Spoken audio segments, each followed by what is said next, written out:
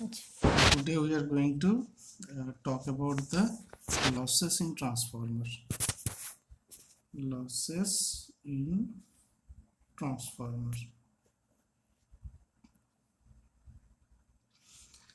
যেটা আগের দিন হয়েছিল যে আমরা প্র্যাকটিক্যাল ট্রান্সফর্মার বলতে গিয়ে বলেছিলাম বেসিক্যালি আইডিয়াল ট্রান্সফর্মারের সাথে প্র্যাকটিক্যাল ট্রান্সফর্মারের যেটা পার্থক্য দাঁড়িয়ে যায় সেটা হচ্ছে যে আইডিয়াল ট্রান্সফর্মারে আমরা কয়েকটা জিনিস কনসিডার করিনি, যেরকম বন্দি লসেস বলতে প্রাইমারি অ্যান্ড সেকেন্ডারি ওয়াইন্ডিংয়ে যে কোর কপার লস হয়, যেটাকে ওয়াইন্ডিং লস বলছে, আইস করার লস, এটাকে কপার লসও বলে।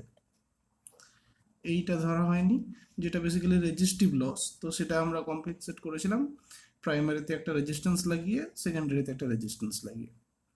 একই রকমভাবে এই যে লিকেজ ফ্লাক্সের জন্য যে একটা রিয়াক্টেন্স হচ্ছিল, এটা কম্পেনসেট করছিলাম আমরা ইন্ডাকটিভ রিয়াক্টেন্স একটা করে, একটা X1 X2 দুদিকে একটা করে সিরিজে লাগিয়ে দিয়েছিলাম। ফলে এই দুটো দিয়ে আমরা লসটাকে কম্পেনসেট করেছিলাম। এবং আর এই লসটাও থাকে এর সাথে, সেটা হচ্ছে আয়রন লস, বা আয়রন লসটাই হচ্ছে actually core loss, iron loss or core loss. কারণ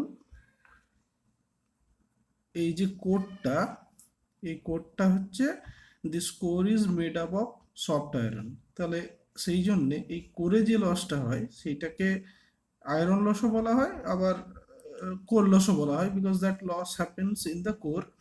সেই লসটা বেসিক্যালি দুটো টাইপ অফ লস হয়, একটা এডি কারেন্ট লস হয়, একটা হিস্টেরেসিস লস হয়। এই দুটো আমরা আজকে একটু ভালো করে ডিসকাস করব।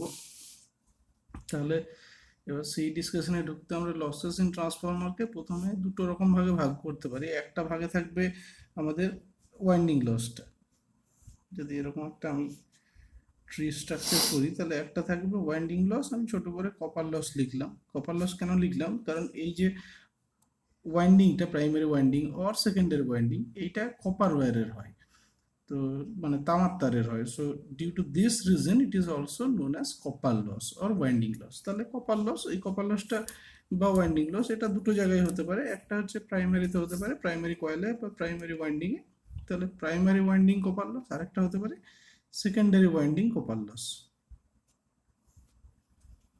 লিখছি না আমি, primary winding copper loss and secondary winding copper loss. এবার যেটা পড়ে থাকলো সেটা হচ্ছে এটা আয়রন লস আর কোল লস। একটাই লিখছি। এবার এইটার মধ্যে তাহলে আমার দুটো লস থাকছে বেসিক্যালি, এটাকে আমি এখানে লিখছি। তাহলে একটা হচ্ছে গিয়ে হিস্টেরেসিস লস,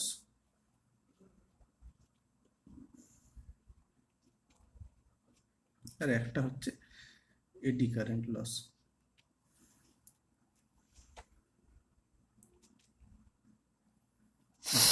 এবার হিস্টেরেসিস লসটা খুব ভালো করে বুঝতে গেলে আমাদের অ্যাকচুয়ালি হিস্টেরেসিস ব্যাপারটা কি সেইটা একটু বুঝতে হবে।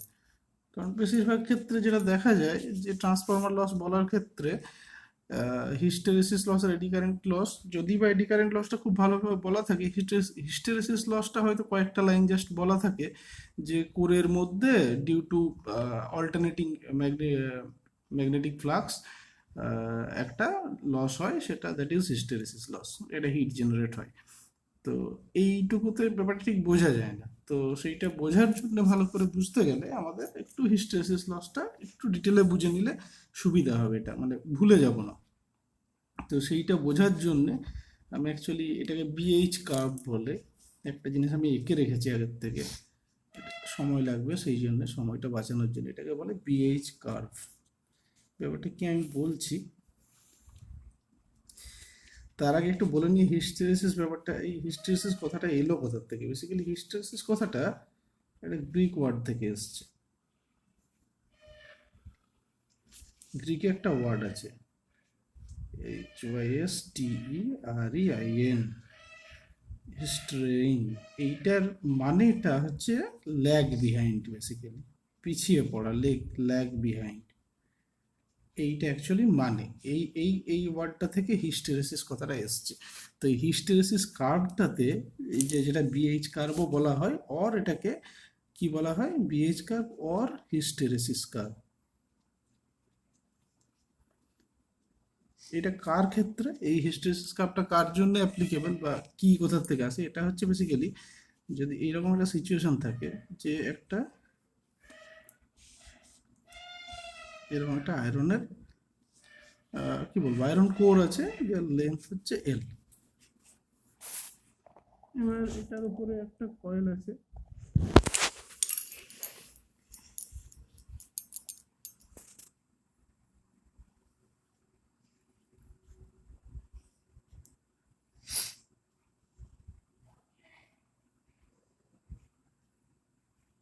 এইভাবে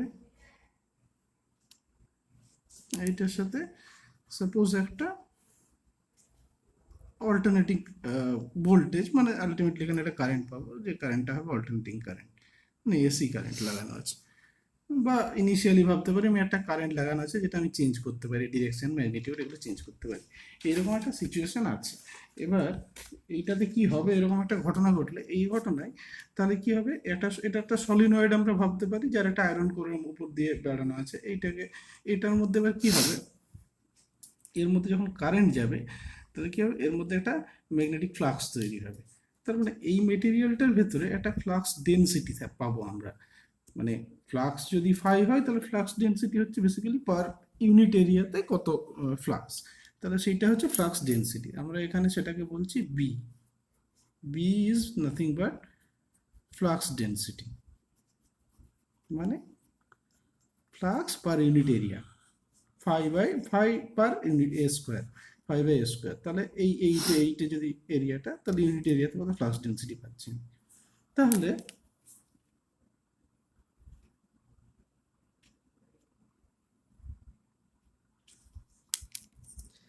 তাহলে এবার কি হবে, এখানে আছে, তাহলে বি হচ্ছে এইটা, আর এইচ হচ্ছে ম্যাগনেটাইজিং ফোর্সটা। মানে এইচটা কোথা থেকে জেনারেট হবে, এইচটা হচ্ছে বেসিক্যালি এই যে ভোল্টেজটা দিচ্ছি তার ধরুন যে কারেন্টটা পাচ্ছি, সেই কারেন্টটা কি তৈরি করছে, এইচ তৈরি করছে। এইচ কি না, যে কারেন্টটা এই এই ম্যাগনেটিক ফ্লাক্সটাকে তৈরি করছে সেইটা হচ্ছে এইচ। তাহলে এইচটা হচ্ছে বেসিক্যালি ম্যাগনেটাইজিং ফোর্স বলতে পারি আমরা, ম্যাগনেটাইজিং ফোর্স। এইটা বেসিক্যালি কি হবে, এটার ফর্মুলা আমরা জানি, ওই ampere turn per meter unit হয়, এন ইন্টু এই ডিস্টেন্সটা L into L, N into I ampere turn by length M, এইটা হবে, মানে এটার ইউনিট হয়ে যাবে। এন হচ্ছে নাম্বার আর কারেন্ট হচ্ছে এটা, তাহলে ampere turn I into N বলতে পারি, অ্যাম্পিয়ার টার্ন এটি পার মিটার, এটা ইউনিট হয়ে যাবে। তাহলে এই ম্যাগনেটাইজিং ফোর্স আর এই যে ম্যাগনেটিক ফ্লাক্স, মানে ম্যাগনেটাইজিং ফোর্সের জন্য ম্যাগনেটিক ফ্লাক্স তৈরি হচ্ছে। যেরকমভাবে কোনো একটা রেজিস্টিভ সার্কিটে ভোল্টেজের জন্য কারেন্ট তৈরি হয়, মানে আমরা যদি ভাবি একদম সহজ একটা সার্কিট আছে, একটা ভোল্টেজ আছে, এটা রেজিস্ট্যান্স, তো এই যে ভোল্টেজটা, এই ভোল্টেজটার জন্য কারেন্ট তৈরি হয়, মানে যেমন যেমন ভোল্টেজ চেঞ্জ হচ্ছে, যদি এটাকে ভ্যারি করাই আমি, তাহলে সেরকম কারেন্টটা চেঞ্জ হয়।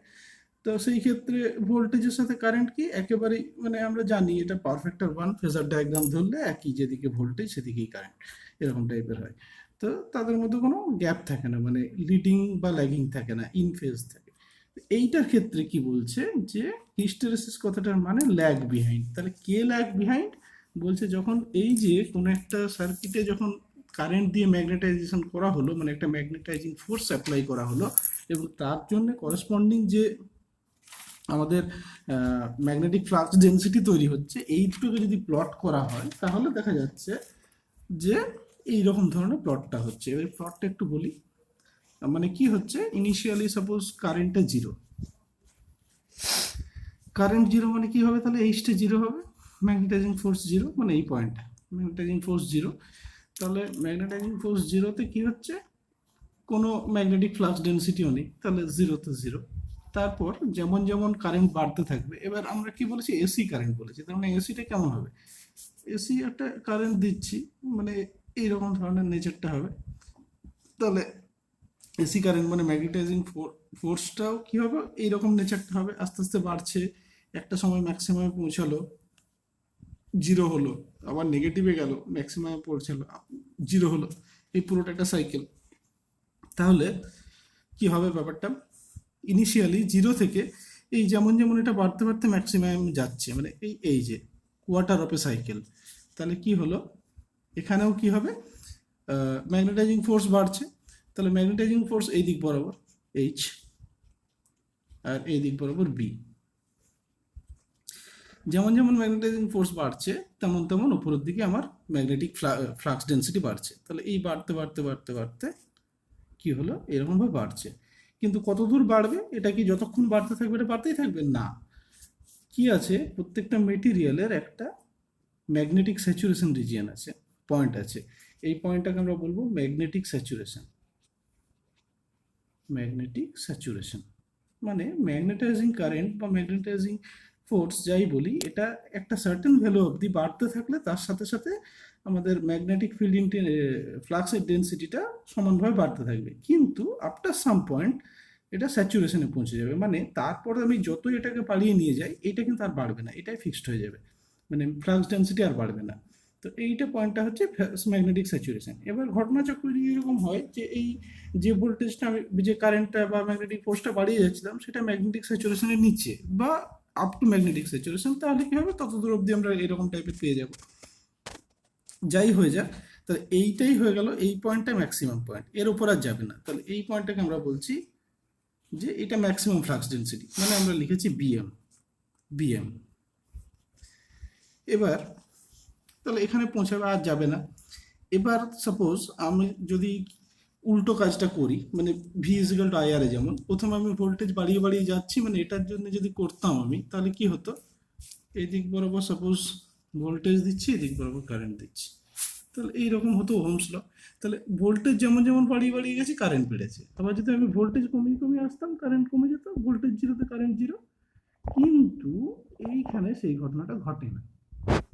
এইখানে কি হয়, এইখানে যেমন বাড়িয়ে বাড়িয়ে গেছে এখানে পৌঁছেছে, এবার যদি এইচটাকে আমি কমিয়ে কমিয়ে আনতে শুরু করি তাহলে কি হবে, তখন কিন্তু এই এই পাথটা ধরেই আসে না, মানে এই যে ও এ পাথটা বলেছি, এটা ও এ পাথটা দিয়ে গেছে কিন্তু এই পাথটাকে ট্রেস করে ফেরে না। তখন কি হয়, যদি আমরা ম্যাগনেটাইজিং ফোর্সটাকে কমাই, আস্তে আস্তে কমিয়ে আনছি ম্যাক্সিমাম ভ্যালু থেকে, এটা এইচ ম্যাক্স ম্যাক্সিমাম ভ্যালু, সেখান থেকে কমিয়ে কমিয়ে আনছি, তাহলে কমিয়ে কমিয়ে আনলে আমরা এক্সপেক্টেড কি যে এই পাথ দিয়েই আবার কমে কমে কমে কমে জিরোতে আসবে, কিন্তু ঘটনাচক্রে সেটা হয় না। কি হয়, এই পাথটা দিয়ে আসে। তাহলে এইভাবে আসছে, এইভাবে এসে কি হলো, যখন আমরা ম্যাগনেটাইজিং ফোর্স কমিয়ে কমিয়ে জিরো করে দিলাম, এ কিন্তু জিরোতে এসে পৌঁছায়নি, এখনও জিরোতে এসে পৌঁছাতে দেরি আছে, মানে ইট ইজ ফার বিহাইন্ড, এখানে এসে জিরোতে পৌঁছাবে, মানে এখানে আছে। তাহলে কি হচ্ছে, this magnetic flux lags behind the কি না ম্যাগনেটিক ফোর্স, মানে ম্যাগনেটাইজিং ফোর্সের থেকেও পিছিয়ে আছে। ম্যাগনেটিক ফোর্স জিরোতে পৌঁছে গেছে কিন্তু ম্যাগনেটিক ফ্লাক্স ডেন্সিটি এখনো জিরোতে পৌঁছাতে পারেনি, সে এখানে এসে পৌঁছেছে। তো এই ঘটনাটা, এই যে magnetic flux density lags behind the magnetising force, এইটাই হচ্ছে এই কারণটা যে ল্যাগস বিহাইন্ড, সেইটার জন্যই এটাকে হিস্টেরেসিস কথাটা বলছে, যেটা গ্রিক ওয়ার্ড থেকে এসছে। তো এই যে ল্যাগ বিহাইন্ড, এবার তাহলে কি হলো, এখানে এলাম, তো এই পোর্শনটার একটা নাম আছে, এইটাকে কি বলে, তার মানে আমরা কি দেখতে পাচ্ছি যে প্রথমে ম্যাগনেটাইজ করলাম একটা কারেন্ট দিয়ে, তারপরে সেই কারেন্টটাকে কমিয়ে কমিয়ে জিরো করে দিলাম, কিন্তু ম্যাগনেটিজমটা জিরো হলো না, মানে ম্যাগনেটিক ফ্লাক্স ইন্টেন্সিটি খানিকটা রয়েই গেল, কতটা না, এই পোর্শনটা, এটা যদি বি বলি তাহলে ও বি পোর্শন রয়েই গেল। এইটাকে আমরা কি বলি, এইটাকে আমরা বলি রেসিডুয়াল ফ্লাক্স ডেন্সিটি, মানে ম্যাগনেটাইজিং ফোর্স সরিয়ে নেওয়ার পরেও, মানে ওটাকে জিরো করে দেওয়ার পরেও খানিকটা ম্যাগনেটিক ফ্লাক্স ডেন্সিটি কিন্তু মেটেরিয়ালটা রিটেন করে, বাট এটাকে রিটেনটিভ প্রপার্টিও বলে, যে এই যে ম্যাগনেটিক ফ্লাক্স ডেন্সিটি থেকে গেল, that is called residual flux density. এইটা হচ্ছে আমাদের অ্যাকচুয়ালি কাজে লাগবে। তো আরেকটু বলে নিই, এরপর কি হয়, এই যে এই পোর্শনটা চলে গেল, হায়েস্ট হয়েছিল, আবার সেখান থেকে কমে জিরোতে এলো।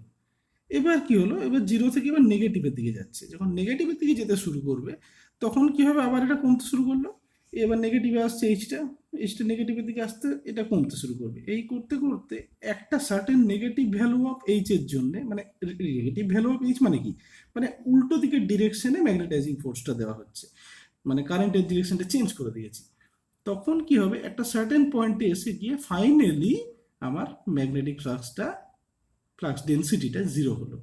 তাহলে এই যে এই পোর্শনটাকে, এইটাকে কি বলে, কতটা ফোর্স লাগলো এটাকে জিরো করার জন্য, সেইটার একটা নাম আছে, সেটাকে বলে কোয়েরসিভ ফোর্স। এই কোয়েরসিভ ফোর্স হচ্ছে যে ওটাকে ম্যাগনেটিক ফ্লাক্স ডেন্সিটিকে জিরো করার জন্য আমাকে আরো কত এক্সট্রা নেগেটিভে দিতে হলো। জিরোতে কিন্তু জিরো হয়নি, আরো উল্টে আমাকে এক্সট্রা উল্টো দিকে দিতে হয়েছে ফোর্স, তবে গিয়ে আমি জিরো করতে পেরেছি। সেইটাকে বলে কোয়েরসিভ ফোর্স, মানে এক্সট্রা লাগে এটা ফাইনালি আমাকে জিরো জিরো রিসেট অবস্থায় আসতে। ওকে, এবার আমি ধরছি এখান থেকে এরকম জায়গা অবধি লেগেছে, তারপরেও আরও আমি যাচ্ছি, আবার তাহলে কি হবে, নেগেটিভে একটা সময় গিয়ে আমি ম্যাক্সিমামটা রিচ করব, মানে এটা হচ্ছে নেগেটিভ স্যাচুরেশন চলে এলো। এরপর আবার এটা ফ্ল্যাট হয়ে যাবে আরও যদি এটাকে বাড়াতাম। তাহলে এবার এখান থেকেও আবার কি হবে, এই যে এবার আবার কমতে কমতে জিরো হলো, কিন্তু তখনও আবার কি করবে, এই পাথটা ফলো করবে, এই পাথটা ফলো করে ও এখানে এসে পৌঁছাবে, আবার জিরোতে পৌঁছাবে না, যথারীতি পজিটিভ সাইডে যেমন আছে এখানেও তেমন। আবার এখান থেকে জিরো আনার জন্য খানিকটা পজিটিভ দিতে হবে, পরের খানিকটা পজিটিভ পোর্শনেও এখানে এসে জিরো পৌঁছাবে, এইটা আবার পজিটিভ সাইডের কোয়েরসিভ ফোর্স। তো এইটা হচ্ছে একটা লুপে ঘটনাটা ঘটে, এবং এইরকম যত লুপ চলতে থাকবে, এসিটা অল্টারনেটিং কারেন্ট যেহেতু, তো এইচটাও চেঞ্জ হবে, সেই অনুযায়ী এরকমভাবে এক একটা বারে লুপ ঘুরতে থাকবে।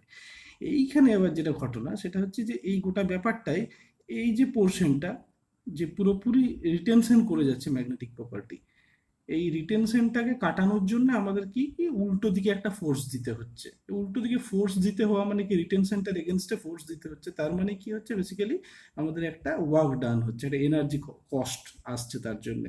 এই এনার্জি কস্টটাই যেটা এইটা ট্রান্সফরমারের করেও এরকম ঘটনা ঘটে অল্টারনেটিং কারেন্টের জন্য, এবং সেইখানেও যে এইরকম ব্যাপারটা ঘটে, সেই ঘটনাটা কাটানোর জন্য যে ইনপুট এনার্জিটা লাগে সেটা নষ্টই হচ্ছে, এটাকে আবার এই ম্যাগনেটিক চেঞ্জ করার জন্য। তো সেইটাকেই বলে বেসিক্যালি হিস্টেরেসিস লস। এইটা আমরা আরেকটু অন্যভাবেও দেখতে পারি, সেটা হচ্ছে যে আরেকভাবে এটা বলা হয়, মানে মেটেরিয়ালের ভেতরে এক্সপেরিমেন্টালি বলতে গেলে, যে এই জিনিসটা এর ভেতরে অনেক ম্যাগনেটিক ডাইপোলস থাকে, বা মলিকুলার ম্যাগনেট বলা হয় অনেক সময়।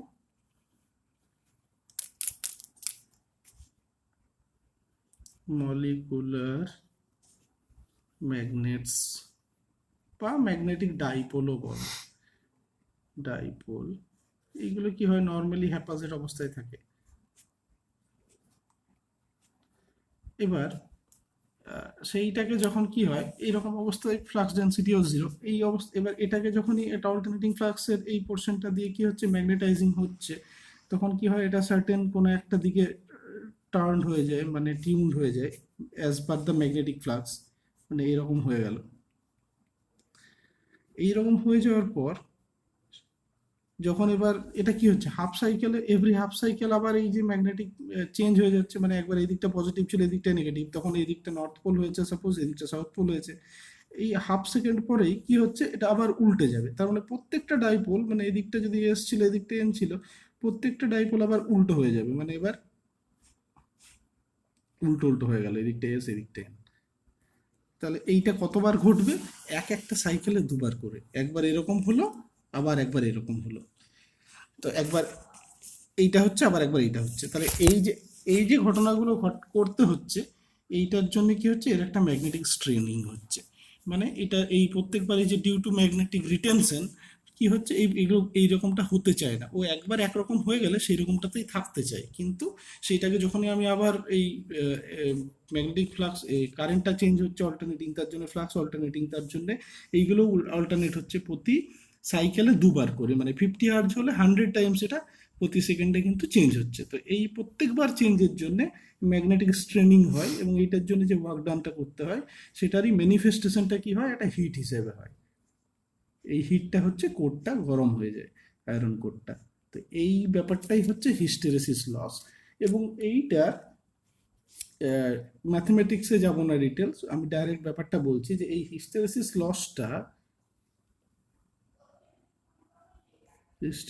লসটা বেসিক্যালি একটা এম্পিরিক্যাল ফর্মুলা এরকম আছে, KHF BM⁴ এই তো ওয়াট পার মিটার কিউব।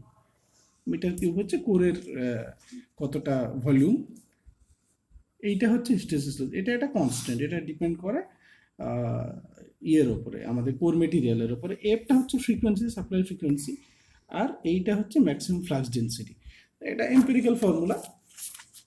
এখানে আমরা যেটা বলতে পারি এখান থেকে, যে তাহলে হিস্টেরেসিস লসটা normally proportional to frequency and 1.5 টাইমসের সাথে ম্যাক্সিমাম ফ্লাক্স ডেন্সিটির সাথে প্রপোর্শনাল। এবার এই ম্যাক্সিমাম ফ্লাক্স ডেন্সিটিটা কিসের উপর ডিপেন্ড করে? বেসিক্যালি ইনপুটে, ট্রান্সফরমারে যদি ভাবি ইনপুট সাইডে কত ভোল্টেজ দিয়েছি, প্রাইমারি ভোল্টেজ, সেটার উপর ডিপেন্ড করে, কারণ সেই ভোল্টেজের জন্য কারেন্টটা ডিপেন্ড করবে, কারেন্টের উপরে ফ্লাক্সটা ডিপেন্ড করবে এবং ম্যাগনেটাইজিং ফোর্স, এবং তাই জন্য বিএমটা। সো যদি একটা ট্রান্সফরমারের ক্ষেত্রে কি হয়, বেসিক্যালি আমরা তো একটা ট্রান্সফরমার আমাদের ইন্ডিয়াতে যদি ভাবি, তো এফটা হচ্ছে কত, 50 হার্জ ফিক্সড। একই রকমভাবে তার একটা ট্রান্সফরমারের একটা রেটিং, ফিক্সড রেটিং থাকে, যে কত ইনপুট ভোল্টেজের জন্য ওটাকে ইউজ করা হবে, এবং কত সেকেন্ডারি প্রাইমারি ভোল্টেজ কত হবে, কত সেকেন্ডারি ভোল্টেজ হবে। ফলে V1টাও কনস্ট্যান্ট, তার ফলে এই বিএমটাও কনস্ট্যান্ট হয়ে যায়, ফলে হিস্টেরেসিস লসটা এটা কনস্ট্যান্ট ভ্যালু হয়ে যায়।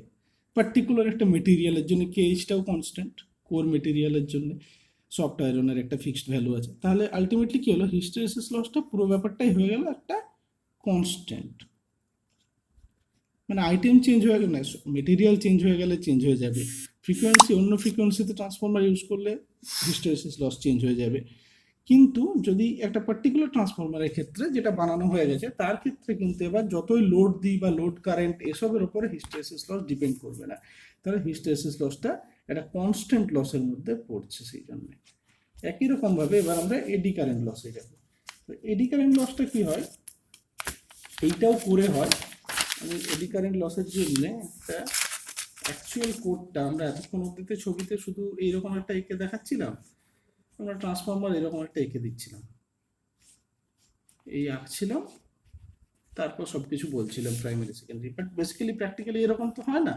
3 ডাইমেনশনে যদি দেখি যে কি থাকে, তাহলে দেখা যায় যে কোড এইরকম ধরনের কোডটা হয়, মানে চওড়াটা দেখা যাচ্ছে এখানে। এবার এই দিকে সাপোজ প্রাইমারি ওয়াইন্ডিংটা এইভাবে থাকে, সেকেন্ডারিটা এইভাবে থাকে।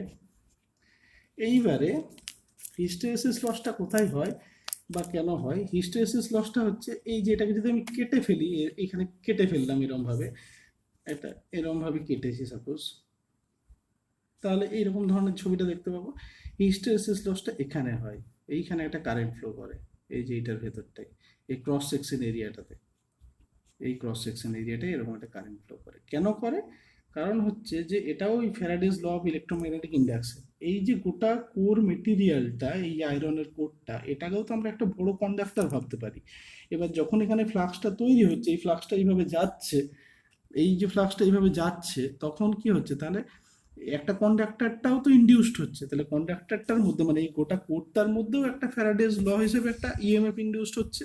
তাহলে একদিকটা প্লাস একদিকটা মাইনাস হচ্ছে, এবং তার জন্য একটা কারেন্ট ফ্লো করছে। এবার এই ক্রস সেকশনটায় এইটা তো একটাই আয়রন মেটেরিয়াল, তাহলে এর রেজিস্ট্যান্স ভেরি লেস হবে। তাহলে কম রেজিস্ট্যান্স হয়ে গেলে কি হবে, এই দুটোর মধ্যে যদি কম ইএমএফও তৈরি হয়, তাহলেও একটা হিউজ কারেন্ট ফ্লো করবে। তার ফলে কি হবে, আই স্কোয়ার আর যে লসটা হবে এখানে, এইটা কিন্তু ভেরি হাই হয়ে যাবে, ভেরি হাই হবে, এবং তার জন্য হিট তৈরি হবে, হিট প্রডিউস হবে। তাহলে এই যে এইভাবে যেটা হয়, মানে কোডটা ইটসেলফ, কোডটার মধ্যে ক্রস সেকশনের মধ্যে যখন একটা ইনডিউসড ইএমএফ তৈরি হয়ে যায়, তখন তা সেইটার ফলে একটা কারেন্ট ফ্লো করে, সেই কারেন্টটাকে বলে এডি কারেন্ট, এবং সেই কারেন্টটার জন্য যে আই স্কোয়ার আর লসটা হয় সেটাকে বলে এডি কারেন্ট লস। এইখানে একটু আমি বলে নিই যে অনেক জায়গাতেই বা অনেকের এইখানে একটু কনসেপশনটা ক্লিয়ার থাকে না, যে এডি কারেন্ট লসটা এক্স্যাক্টলি কোথায় হয়। এটাতে এডি কারেন্ট লসটা কিন্তু এইরকম ভাবে হয় না, এটা হচ্ছে কিন্তু ম্যাগনেটিক ফ্লাক্সের পাথ। এডি কারেন্টটা কিন্তু এই যে এটাকে কেটে ফেললে যে ক্রস সেকশনটা, সেই ক্রস সেকশনের ভেতরে হয়। মানে এইটা হচ্ছে কি, এটাকে কাটানোর জন্য কি করা হয় বা কমানোর জন্য বলবো, কমানোর একটাই রাস্তা হচ্ছে যে যদি আমি এই পাথটার রেজিস্ট্যান্সটা বাড়িয়ে দিতে পারি, তাহলে কারেন্টের ভ্যালুটা কমে যাবে, কারেন্টের ভ্যালু কমে গেলে লস কমে যাবে। সেইটার জন্য কি করা হয়, সেইটার জন্য এই কোরটাকে ল্যামিনেটেড কোর ইউজ করা হয়। ল্যামিনেটেড কোর মানে ইটসেলফ একটা বড় লোহা দিয়ে না বানিয়ে, এটাকে অনেকগুলো লোহার পাত দিয়ে বানানো হয়, স্ট্রিপস অফ আয়রন, মানে এইরকম ভাবে পাতলা পাতলা অনেকগুলো স্ট্রিপ নিয়ে নিলাম, তাহলে কি হয়ে যাবে, এই স্ট্রিপগুলো এরকম ভাবে নেওয়া হয়েছে, এরকম আছে। এই প্রত্যেকটা স্ট্রিপ এক একটা এরকম জিনিস আর কি, মানে এক একটা ইটসেলফ এক একটা এরকম এরকম অনেকগুলোকে পরপর একসাথে জয়েন করা হয়েছে, দিয়ে এইগুলো রিবেট করা হয়েছে।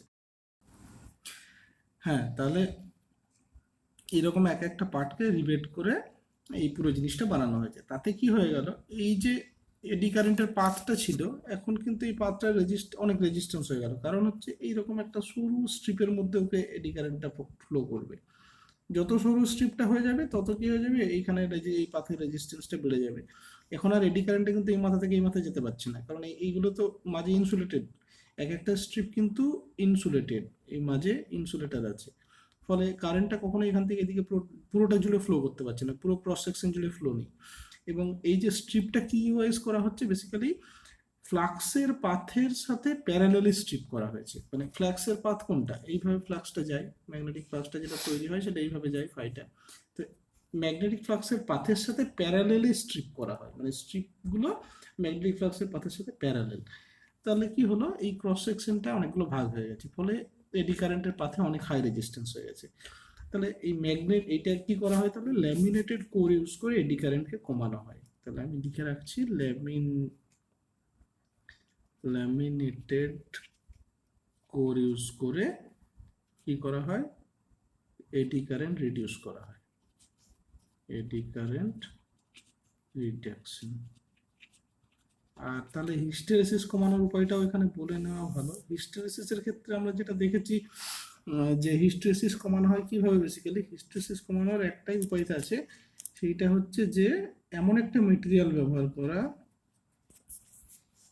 হিস্টেরেসিস লস কমানো যায় কিভাবে, এমন একটা মেটেরিয়াল ইউজ করা যেই মেটেরিয়ালটার ওই রিটেন্টিভিটিটা কম, মানে হিস্টেরেসিস কার্ভটা অনেক বেশি ন্যারো। মানে এই যে এখানে দেখিয়েছি, এই কার্ভটা যার যত ন্যারো হবে, মানে এইটা কারো হয়তো এইটা এসে এখানে এসে টাচ করে, তাহলে এইটুকু রিটেনশন, তাহলে তাকে কোয়ার্সিভ ফোর্সটাও কম হবে, তাহলে তার সেইটা করার জন্য কম এনার্জি লাগবে। ফলে যে মেটেরিয়ালে যত বেশি ন্যারো এই বিএইচ কাপ বা হিস্টেরেসিস কাপটা, সেইটা তত ভালো আমাদের, মানে হাইলি পারমিয়াবল মেটেরিয়াল যত হবে, তাহলে সেই ক্ষেত্রে ভালো। এবার সেটার জন্য কি করা হয়, বেসিক্যালি সিলিকন কন্টেন্ট বেশি থাকে যেসব স্টিলে, মানে আমরা বলি এটাকে সিলিকা স্টিল। একটা এরকম এক্সাম্পল হচ্ছে বেসিক্যালি সিআরজিও, এই স্টিলটা ব্যবহার করলে এটাতে মোটর জেনারেটর, ডিসি মোটরের আর্মাচারও এটা ব্যবহার করা হয়, হিস্টেরেসিস লসটা অনেক কম হয়। এটা হচ্ছে actually cold rolled grain oriented steel. এটা অ্যাকচুয়ালি মেকিং প্রসেসের উপর নামটা এরকমভাবে কীভাবে তৈরি করা হয়। তো সিআরজিও স্টিল, নর্মালি সিআরজিও বলে, সিআরজিও স্টিলটাতে কি হয়, হিস্টেরেসিস লসটা অনেক কম হয়, ব্যবহার করা হয় ওই জন্য ওটা। যাই হোক, এই গেল মেন লস। আর ওয়াইন্ডিং লসগুলো কমানোর একটাই উপায়, ওয়াইন্ডিং লসটা তো কপার ওয়্যারে হয় প্রাইমারি আর সেকেন্ডারি ওয়াইন্ডিংয়ে, তাহলে একমাত্র রাস্তা হচ্ছে যদি আমরা একটু থিক কপার ওয়্যার ব্যবহার করি। থিক কপার ওয়্যার হলে রেজিস্ট্যান্স একটু কম হবে, রেজিস্ট্যান্স কম হলে একটু আই স্কোয়ারটা কম হবে, ফলে সেই লসটা কম হবে। আর এই লসটা অন্যভাবেও ভাগ করা যায়, যে কোর লসগুলো বেসিক্যালি কনস্ট্যান্ট ফিক্সড থাকে ট্রান্সফরমারে, আর আয়রন লসটা বা কপার লসটা বা ওয়াইন্ডিং লসটা লোড কারেন্টের উপর ভ্যারি করে। মানে এই লসটা তো আই স্কোয়ার আর, তো প্রাইমারি সাইডে I one square R one, আর সেকেন্ডারিতে বলতে পারি I two square R two. তাহলে বুঝতেই পারছি যে এটা লোড কারেন্টের উপর ডিপেন্ড করে, প্রাইমারি সাইডের ফুল লোড কারেন্ট, সেকেন্ডারি সাইডের ফুল লোড কারেন্ট, ফলে কপার লসটা কিন্তু ভেরিয়েবল ইন নেচার, আর আয়রন লসটা হচ্ছে কনস্ট্যান্ট ইন নেচার। ফাইন, এবার আমরা যেটা দেখবো নেক্সট, সেটা হচ্ছে যে ট্রান্সফরমার এফিসিয়েন্সি।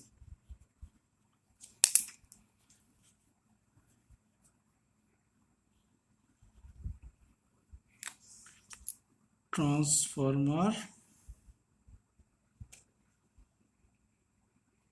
এফিসিয়েন্সি